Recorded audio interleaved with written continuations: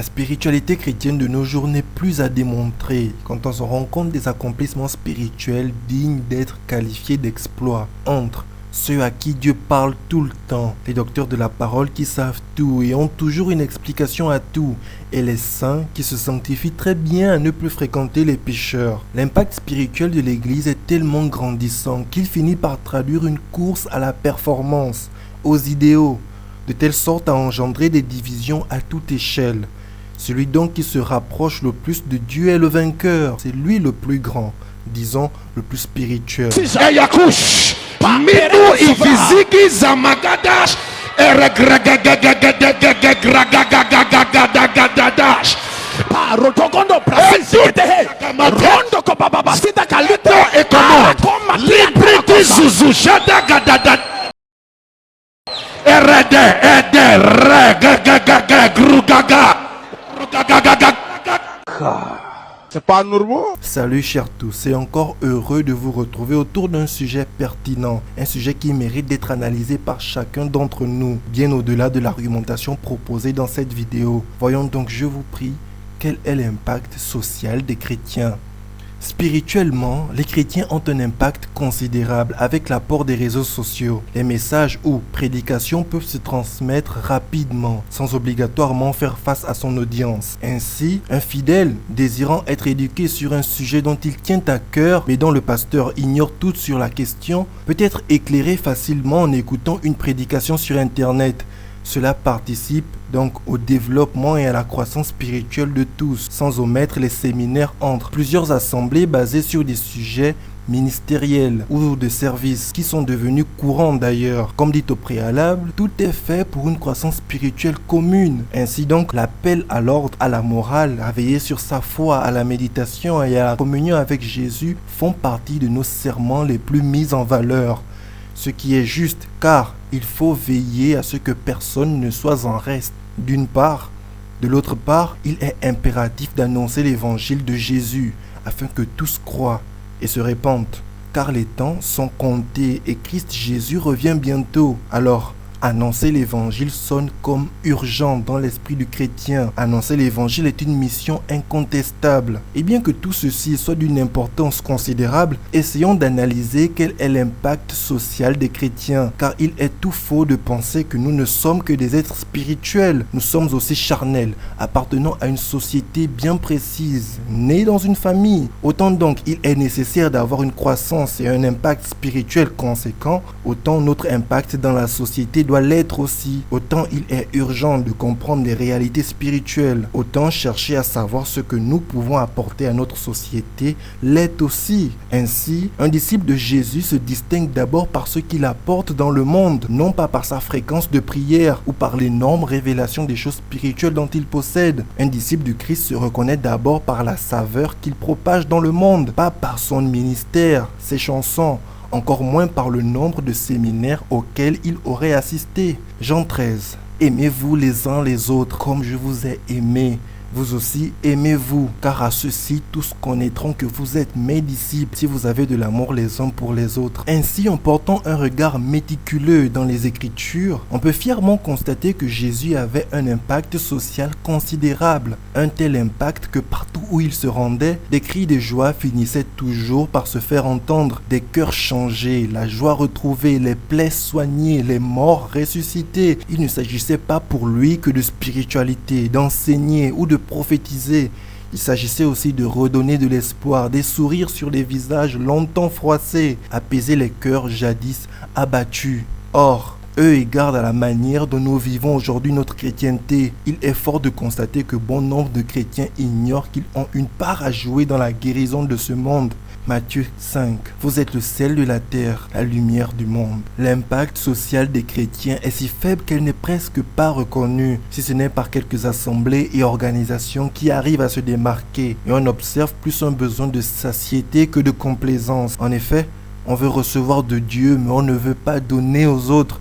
On veut être riche, mais on ne veut pas aider. Ceci traduit un égoïsme qui pousse la plupart d'entre nous à ne connaître que l'Église et sa petite famille. Au-delà des murs, on ne sait pas grand-chose. On n'a jamais jeté un coup d'œil, ne serait-ce que par curiosité. Car être en mesure de créer, de développer, d'aider et de construire sont cela tant de concepts qui échappent encore aux chrétiens de nos jours. Et il est certain que la question de savoir comment être impliqué dans l'impact social de mon quartier, de ma cité ou de mon pays est une question à laquelle nous n'avons toujours pas pensé, contrairement aux autres questions qui parlent de mariage, de ministère ou de travail. Je sais qu'en nous réside cette envie d'être comblé, mais à n'en chercher que ça, on devient aveugle et surtout insensible aux douleurs des autres. Tenez, prenons en exemple la France, un pays à majorité chrétien, avec plusieurs dénominations chrétiennes. La foi est librement proclamée et accessible sans danger. Mais la France est aussi un pays qui possède près de 8,8 millions de pauvres, dont 300 000 n'ayant pas de domicile fixe. Les plus exposés sont les jeunes et les familles monoparentales, dont la plupart peinent à se nourrir convenablement. Et au-delà de la pauvreté monétaire, il y a aussi la précarité alimentaire, qui touche environ 14 millions d'individus, des personnes incapables d'assurer 3 repas par jour, des repas de qualité. Et que dire aussi de la précarité estudiantine ?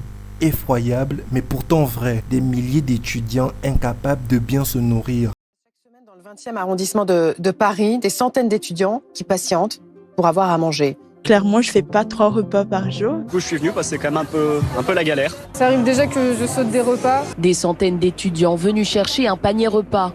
Une aide devenue indispensable. T'as 2 étudiants sur 3 qui commencent le mois, après toutes les factures que j'ai passées, avec 50 €, voire moins de 50 € par mois. T'as 12 € pour vivre, pour en fait partir. Ces mêmes jeunes ne sont pas encore entrés dans le monde de l'emploi qui se retrouvent déjà épuisés par les coûts de la vie. À 50 ans, que pensons-nous qu'ils deviendront? Mais la France, c'est aussi près de 16% des chrétiens protestants qui parlent de Jésus quasiment tous les dimanches. Des milliers d'assemblées dans tout le territoire, chacune possédant presque des milliers de membres. S'il y a une volonté ferme à suivre les pas de Jésus dans ce désir de faire le bien autour de soi, ne pensons-nous pas que quelques solutions sorties du milieu de nous auraient soigné tant de maux? Point d'interrogation. Si chacune des assemblées dans sa société s'arrangeait à impacter de manière indélébile les vies de ceux qui souffrent, ne pensez-vous pas que serait là le commencement d'une grande chose? Point d'interrogation. Oui, je sais que bien d'entre vous êtes prêts à réagir en commentaire sur l'impossibilité de la chose.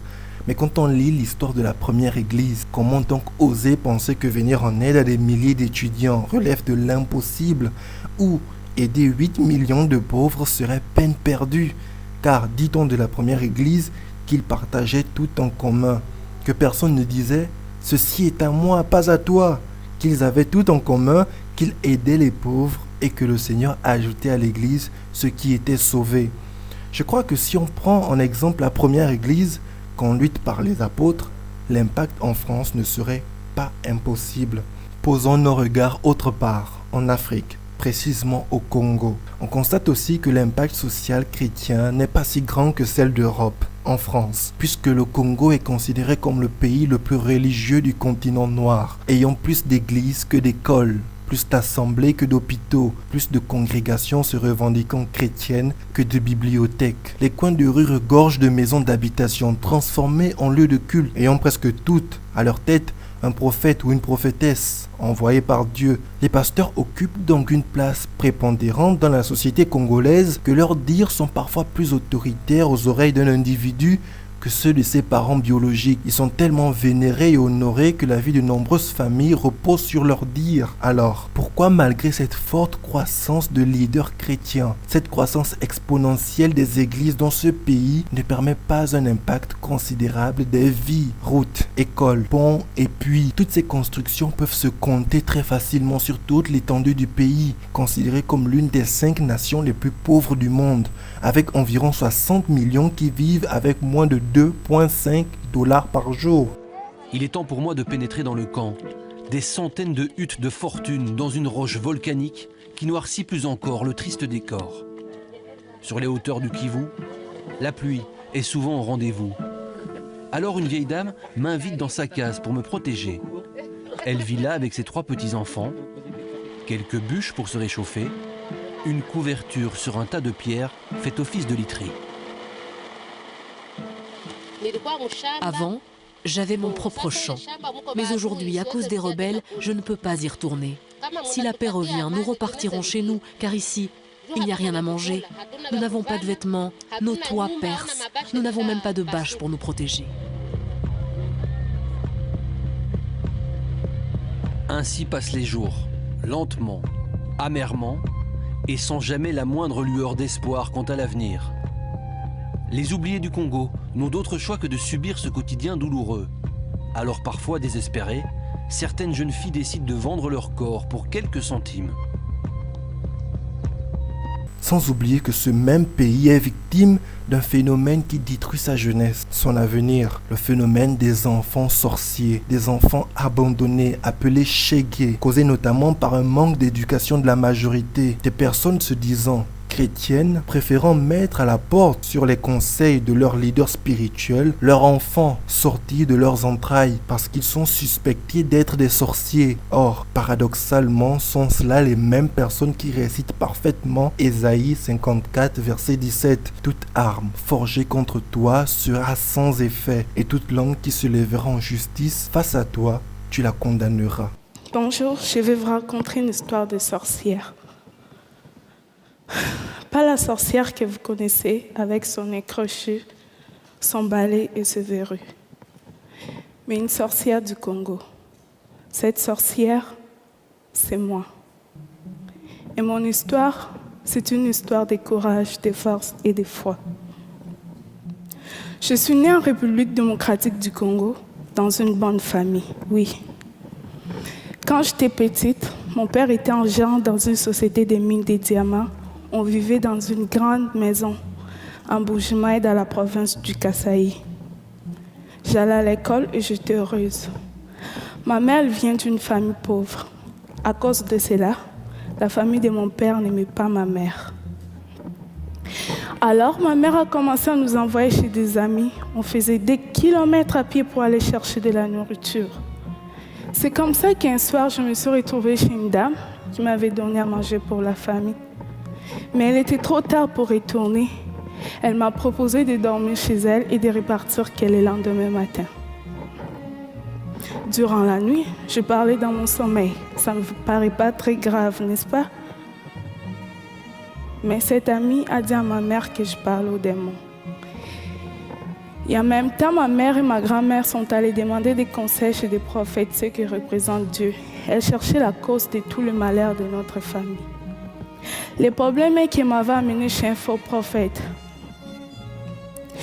Et il a été décidé que c'était moi la cause et que j'étais une sorcière. Les charlatans m'ont parlé pendant plus d'une heure pour que j'accepte que je sois une sorcière. Il a crié sur moi sans arrêt. Ils m'ont fait boire 5 litres d'eau avec des herbes dégueulasses. Ils m'ont dit de vomir les viandes des gens que j'aurais mangées dans le monde des ténèbres. Imaginez-vous la scène, une enfant de 7 ans face à plusieurs adultes qui crient sans arrêt. On me tapait même dans le dos pour faire sortir cette viande. À un moment donné, j'avais peur et j'étais tellement fatiguée. Et j'ai fini par dire oui, je suis une sorcière. Je croyais qu'en disant oui, que le mal allait s'arrêter, mais j'étais devenue une sorcière, malgré moi. Hé, chrétien!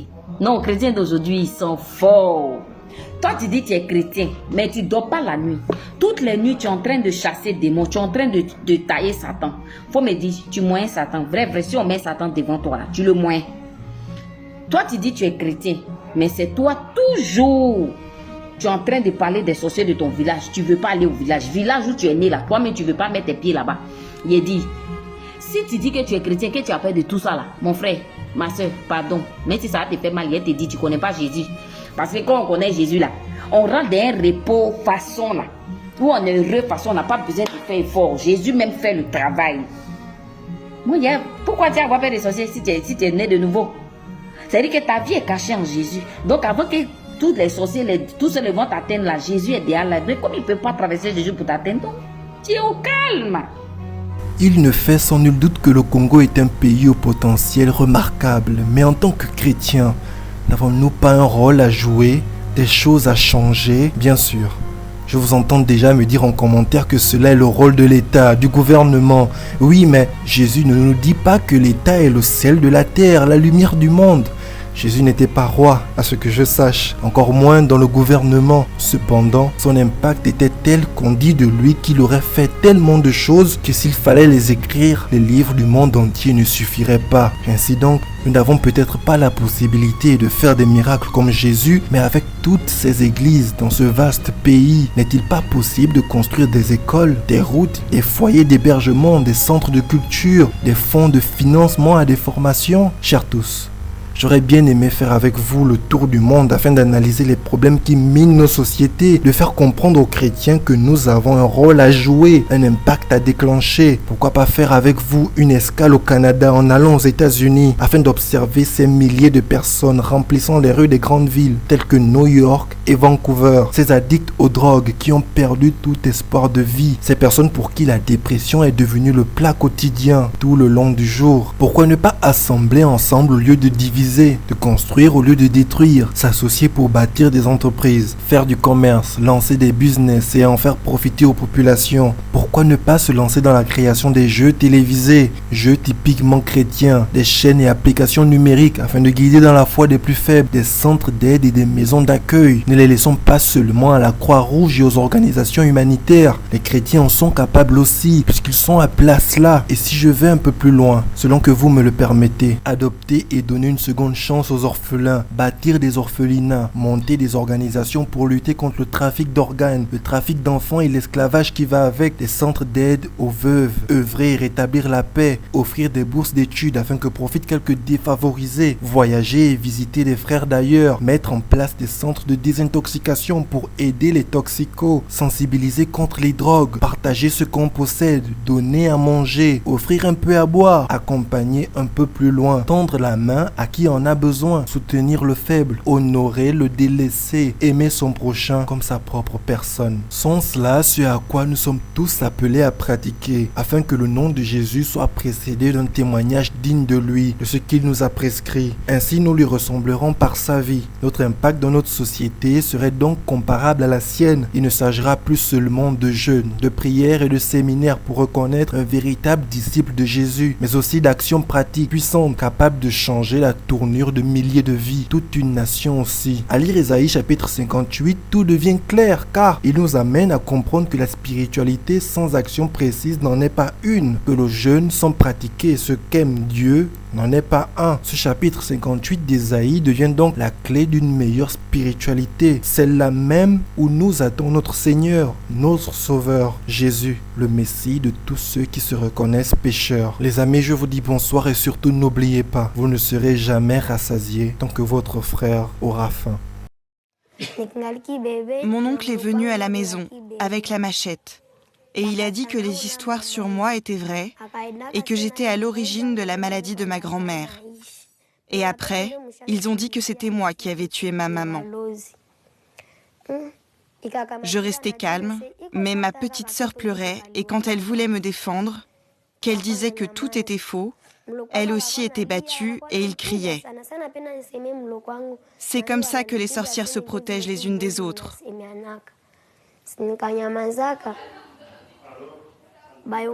Un jour, mon oncle a pris la machette et nous a demandé à ma petite sœur et à moi de mettre les mains sur la table. Et il nous a dit « Reconnaissez que vous êtes des sorcières. Si vous ne dites pas la vérité, on vous coupe les mains. » Et moi, je lui ai répondu « Mes mains sont là, vous pouvez les couper, mais moi, je ne sais rien. » Et on me battait tous les jours pour que j'avoue quelque chose qui est faux. J'ai résisté et après ils ont décidé de nous chasser.